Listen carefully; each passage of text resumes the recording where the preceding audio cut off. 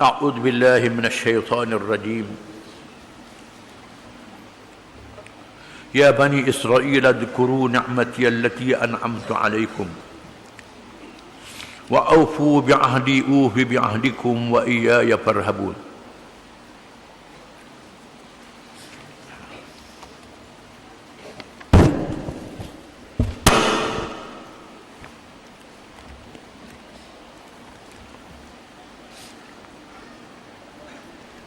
Wahai Bani Israel, kenangkanlah kamu akan segala nikmat yang telah kuberikan kepada kamu dan sempurnakanlah perjanjian kamu denganku, supaya aku sempurnakan perjanjianku dengan kamu, dan kepada akulah sahaja hendaklah kamu merasa gerun takut, bukan kepada sesuatu yang lain. Setelah Allah menceritakan Nabi Adam AS dan Hawa, manusia yang pertama dicipta oleh Allah, dilahirkan daripadanya zuriat keturunan yang ramai di atas muka bumi.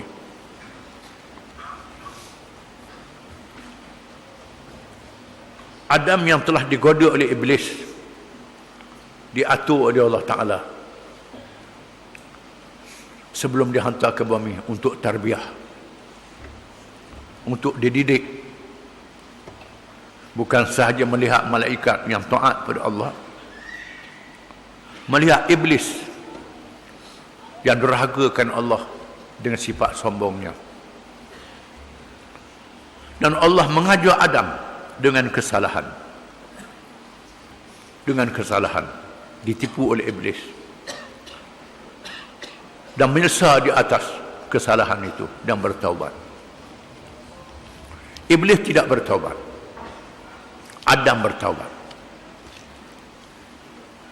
Allah menjanjikan kepada Adam dan zuriatnya akan dibimbing oleh Allah dengan diturunkan rasul-rasul dan kitab-kitab.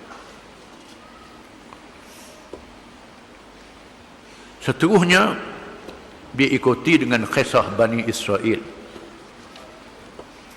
Bani dengan makna anak-anak, cucu, zuriat keturunan. Israel bahasa Ibrani. Israel, Isr dengan makna abd. Il Allah, Abdullah, hamba Allah. Nabi Yaqub AS, Yaqub bin Ishaq bin Ibrahim, dilahirkan daripada satu bangsa dikenali dengan bahasa Yahudi ataupun Bani Israel. Daripada Ismail dilahirkan bangsa Arab. Dua pecahan yang berasal dari satu bangsa, Sam bin Nuh alaihi wassalam. Bangsa Semitik pecah daripada berbagai bangsa, di antaranya bangsa Arab dan bangsa Israel. Israel ialah keturunan Nabi Yaqub AS. Allah Ta'ala suruh kita mengambil pengajaran daripada bangsa Israel, Bani Israel, keturunan Nabi Yaqub, bangsa Yahudi, bangsa yang paling banyak diutuskan Nabi-Nabi dan Rasul-Rasul, lebih ramai daripada bangsa yang lain. Pasal apa ramai sangat Rasul dia? Sebab degil sangat. Sebab degil lalu terlalu degil. Dengan sebab itu Allah mengutuskan Rasul-Rasul yang ramai kepada mereka, supaya kita mengambil pengajaran daripada kedegilan orang-orang Bani Israel ini.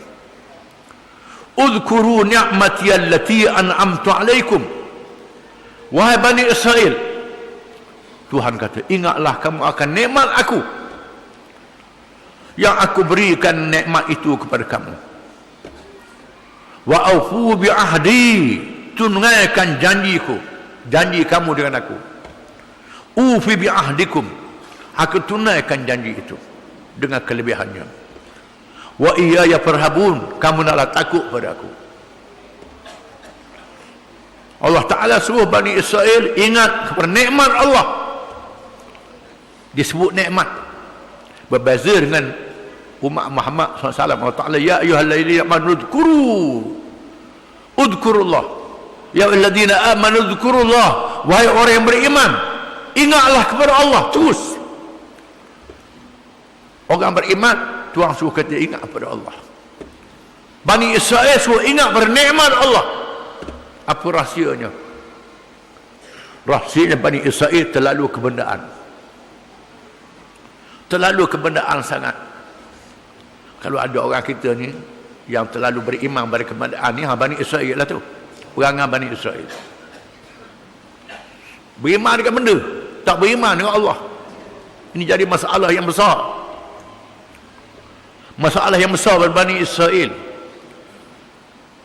Allah Ta'ala baru saja menyelamatkan mereka daripada buruan Fir'aun. Dia tenggelamkan Fir'aun di hadapan mata mereka dengan mukjizat diberi pada Nabi Musa AS, Nabi besar mereka. Tiba-tiba tengok orang sebuah berhala. Minta Nabi Musa tunjuk Tuhan biar nampak cokoh. Biar nampak Tuhan tu di depan, macam berhala juga. Ini kebendaan Bani Israel. Allah Ta'ala timpa dengan petir yang kuat, matikan dan hidupkan semula mereka. Allah Ta'ala suruh Nabi Musa bermunajat di Gunung Turi Saina untuk menyerahkan kitab Taurat. Masa peninggalan Nabi Musa, mereka menyembah patung lembu, digoda oleh Samiri yang dia beri nampak kuda malaikat Jibril yang membimbing Bani Israel turun ke laut dengan selamat. Samiri mengambil tapak, bekas tapak Nabi kuda Jibril di atas tanah, disimpannya. Masa peninggalan Nabi Musa, mereka mengeluarkan emas yang diambil daripada kekayaan Fir'aun. Mengikut syariat mereka, tidak boleh mengambil harta rampasan perang, hendaklah dibakar. Nabi Harun mengarahkan mereka membakar emas itu dalam api. Samiri mengambil emas, dicampur sama, dibuat patung lembu, dia letakkan tanah tapak kuda malaikat Jibril yang merupa itu. Tiba-tiba lembu mengeluarkan suara berdebah. Punya berdebah patung lembu. Ini Tuhan. Mereka menyembah lembu itu. Mereka dilaknat oleh Allah. Ini Bani Israel terlalu kebendaan. Terlalu kebendaan. Kalau boleh Tuhan biar nampak cokoh. Nabi Harun nasihat tak dengar. Nabi Musa balik dengan marah. Dengan marah. Campak Taurat yang diterima, dan Nabi Musa pegang marah pada Bani Israel. Kemudian pegang kepala dengan janggut nak pulah pada Nabi Harun. Harun kata, aku dah nasihat, mereka tak dengar nasihat aku. Nabi Harun ni tak baik macam Nabi Musa. Akhirnya Nabi Musa melepaskan Nabi Harun. Allah Ta'ala menurunkan perintah supaya Bani Israel mencabut senjata, membunuh di antara satu sama lain. Tikam semua sendiri hukuman Allah pada mereka. Ribuan mereka mati bergelimpangan, dihukum oleh Allah Ta'ala. Terlalu kebendaan. Bila Allah menyuruh mereka berjihad masuk ke Palestin menentang kaum Jabbarin, mereka tak mahu pergi. Idhab anta wa rabbuka fa inna hahuna khaidun. Wahai Musa, pergi dengan Tuhanmu. Pergi dengan Harun, dengan Tuhanmu. Kami nak duduk sini. Takut nak berjihad, tak percaya pertolongan Allah. Dia sesakkan di padang pasir Sinai selama 40 tahun. Allah turunkan al-manna was-salwa. Diturunkan al-manna was-salwa. Al-man ialah sejenis makanan yang turun dari langit macam air embun. Rasanya terlalu manis, macam madu. Masih ada di Iraq, masih ada di Iran, masih ada di Turki. Al-man ini dipungut, dikumpulkan macam air madu, dicampur manis. Hak jual kedai atau hebat tu bukan man tu, nak win nama sedap je. Orang jual obat. Orang jual obat. Alman. Ini bukan jual obat ni. Makanan yang berkat. Allah Ta'ala turun. Siap pergi ke Mekah, tengok putih macam coklat. Itu alman. Alman yang sebenar. As-salwa. Mereka kata puas dah. Minta bawang timun batang, bawang putih. Minta. Allah Ta'ala beri makanan yang mulia. Mereka pilih makanan ini kebendaan Bani Israel. Mereka bersifat kebendaan. Maka Allah sebut, ya Bani Israel, adkuru ni'mati allati an'amtu alaikum. Bani Israel, ingatlah kamu akan nikmat yang aku berikan pada kamu. Lain dengan umat Muhammad. Ya ayyuhalladzina amanu dzkurullah. Wahai orang yang beriman, udkurullah. Ini kita orang Islam. Udkurullah, bukan macam Bani Israel. Udkuru ni'mati allati an'amtu alaikum. Mereka terlalu kebendaan. Mereka lah melahirkan ahli-ahli falsafah yang mencipta ideologi kebendaan. Sama ada liberal kapitalisme, sosialisme, komunisme, pragmatisme. Ini teori-teori politik dan ekonomi yang dicipta oleh ahli-ahli falsafah Yahudi, Adam Smith, Karl Marx dan lain-lain lagi. Ini semua ahli falsafah Yahudi yang mengheret manusia kepada teori-teori kebendaan. Mereka terlalu percaya pada kebendaan. Kaitkan beriman kepada Allah dengan kebendaan. Tak percaya jaminan Allah untuk beri rezeki dengan petunjuk Islam. Percaya pada kebendaan sangat. Sehingga riba yang diharamkan mengikut agama rasul-rasul mereka, iaitulah Islam. Yang diharamkan, mereka halalkan riba dengan umat yang lain. Haram dengan sama-sama Yahudi saja. Semata-mata nak mengejar kebendaan. Ini perangai orang Yahudi. Udhkuru ni'mati allati an'amtu alaikum. Ingatlah kamu akan nikmat aku yang aku berikan kepada kamu, wahai Bani Israel. Wa aufu bi ahdi ufi bi ahdikum. Dan tunaikan janji yang kamu berjanji dengan aku. Ulama mengatakan dua janji. Janji fitrah, janji mengikut fitrah sifat semula jadi manusia. Alastu bi rabbikum, tidakkah aku Tuhan kamu?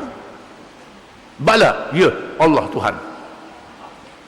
Mengikut sifat semula jadi manusia, percaya pada adanya Tuhan. Ini sifat semula jadi. Wala in sa'altahum man khalaqas samawati wal ard la yaqulunna Allah. Jika kau tanya mereka siapa yang menjadikan langit dan bumi, semua kata Allah. Sama ada orang Islam atau orang musyrikin. Percaya Allah yang menjadikan langit dan bumi. Percaya. Tapi lepas tu lantik Tuhan-Tuhan yang lain. Ini kacau. Percaya pada Allah jadi fitrah. Termasuklah kalangan ateis. Kalangan yang tak percaya adanya Tuhan. Tak percaya Tuhan tu ada. Fahaman tak percaya pada adanya Tuhan. Bila terdesak, naik kapal terbang, enjin kapal terbang mati. Terus mengambil hak tak percaya ke Tuhan, masa itu percaya ke Tuhan. Bila pergi ke laut, naik kapal bocor, gelombang kuat, gelap, masa itu percaya adanya Tuhan. Diriwayatkan Lenin ni ialah anak murid Karl Marx yang menolak adanya Tuhan, membawa ajaran komunis yang telah berjaya merosakkan Kristian Ortodok di Rusia, menghancurkan Kristian Ortodok di Rusia, membawa ajaran komunis yang tak percaya adanya Tuhan. Dikatakan Lenin yang kononnya tak percaya ke Tuhan, ketika dalam kesakitan nazak membawa maut, Lenin yang dikelilingi oleh ahli Politburo Parti Komunis menyebut nama Tuhan. Nama Tuhan.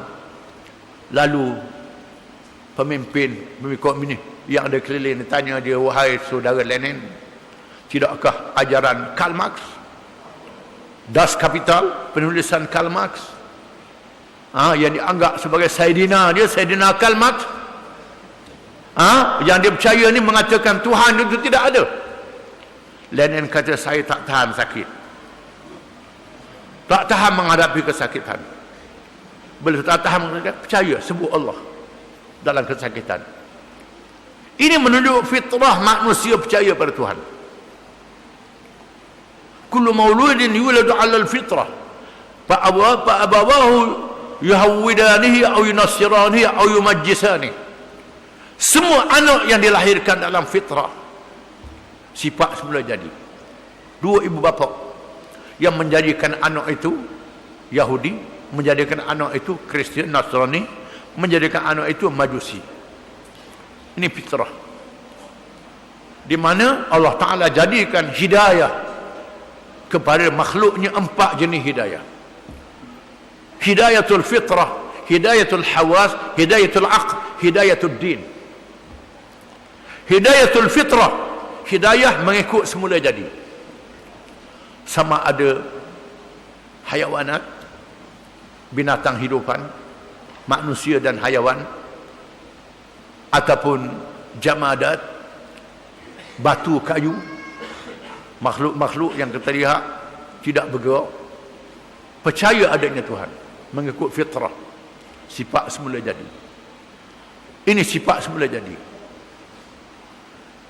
Kesakitan, bila ada sakit, rasa sakit, termasuk budak-budak kecil menatang, sama je terasa kesakitan itu, dia menangis kalau sakit. Ini ialah hidayatul fitrah. Hidayatul hawas, hidayah berdasarkan kepada rasa, bau, nampak, dengar. Ini al-hawas, rasa dengan lidah, masin dan seumpamanya. Ini adalah hidayatul hawas. Ada pada manusia, ada pada binatang, ada pada makhluk yang lain, setengah pokok-pokok. Hidayatul al-aqal, hidayah berpandukan pada akal, ada pada manusia, tak ada pada binatang, manusia saja. Hidayatul din, hidayah berpandu kepada ad-din, ini memerlukan pertolongan daripada Allah Subhanahu Wa Taala, yang disebut ihdinas siratal mustaqim. Tiap-tiap rakaat sembahyang ada yang dapat hidayah ad-din, ada yang tak dapat hidayah ad-din. Terpulang kalangan yang dipilih oleh Allah Taala dengan sifat-sifat yang layak untuk mendapat hidayah. Iblis yang cerdik, yang pandai, yang bijak, tengok syurga, tengok neraka, berdialog dengan Allah Taala, tak dapat hidayah kerana aba wastakbara, sombong, enggan. Ini sifat iblis. Termasuklah kalangan orientalis yang mengaji Islam, kalangan ahli kitab yang mengaji Islam, kalangan ulama pun ada juga yang belajar Islam, tapi tak dapat hidayah kerana dia berasa dengan cerdik dia, dengan bijak dia, tak perlu pertolongan Allah Ta'ala. Di sinilah kita diajak ihdinas siratal mustaqim tiap-tiap rakaat sembahyang. Jadi hidayah yang pertama, hidayatul fitrah, ini ada pada semua. Bani Israel sepatutnya kembali kepada fitrah. Yang kedua, hidayah yang dibawa oleh Rasul-Rasul. Tiap-tiap Rasul Bani Israel menceritakan tentang kelahiran Nabi Muhammad sallallahu alaihi wasallam. Wa idh qala Isa ibn Maryam ya Bani Israel inni rasulukum musaddiqan lima bayna min at-taurah wa mubasysyiran bi rasulin ya'ti min ba'di ismuhu Ahmad. Nabi Isa berkata, wahai Bani Israel,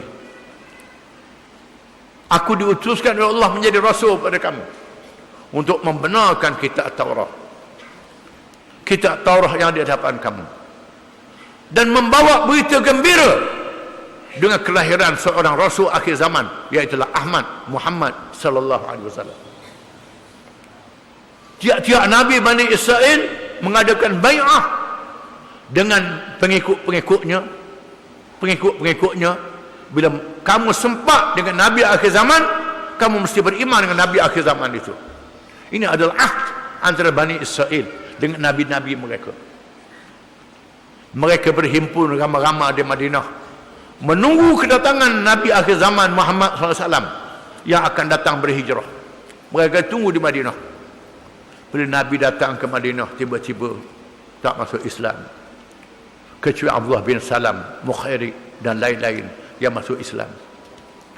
Abdullah bin Salam berjumpa dengan Nabi, soal Nabi jawab. Tengok rupa Nabi, tanda-tanda Rasul ada pada Nabi. Abdullah bin Salam masuk Islam. Beritahu kepada pengikut dia, orang Yahudi di Madinah, ini Rasul yang dijanjikan oleh Allah, Muhammad SAW. Mari beriman kepadanya. Orang Yahudi tak boleh terima, kerana Tuhan pilih Rasul daripada bangsa Arab, bukan daripada bangsa Yahudi. Dia kena penasih kaum, penasih bangsa dan keturunan. Mereka sanggup melanggar janji dengan Rasul-Rasul untuk beriman dengan Muhammad SAW. Ayat yang dibaca ni ayat surah Al-Baqarah, surah Madaniyah, diturunkan di Madinah untuk dibacakan di hadapan orang Yahudi, supaya mereka tahu perjanjian mengikut fitrah, sifat menjadi, dan perjanjian dengan Rasul-Rasul mereka di zaman dahulu. Wa iyaya farhabun, dan akan aku hendaklah kamu takut wahai Bani Israel. Mungkin takut pada aku wahai Bani Israel. Dalam kitab-kitab kamu mengisahkan bagaimana umat yang durhakakan Allah dibinasakan oleh Allah di dunia dan diberi amaran masuk neraka pada hari kiamat. Takutlah Bani Israel. Ingat akan nikmat, ingat akan janji yang kamu buat mengikut fitrah dengan Rasul-Rasul kamu. Kamu ingat itu semua Bani Israel. Ikut Nabi Muhammad SAW. Malangnya segelintir saja yang ikut. Itu kerana tak dapat hidayah dengan sebab sombong. Wallahu a'lam.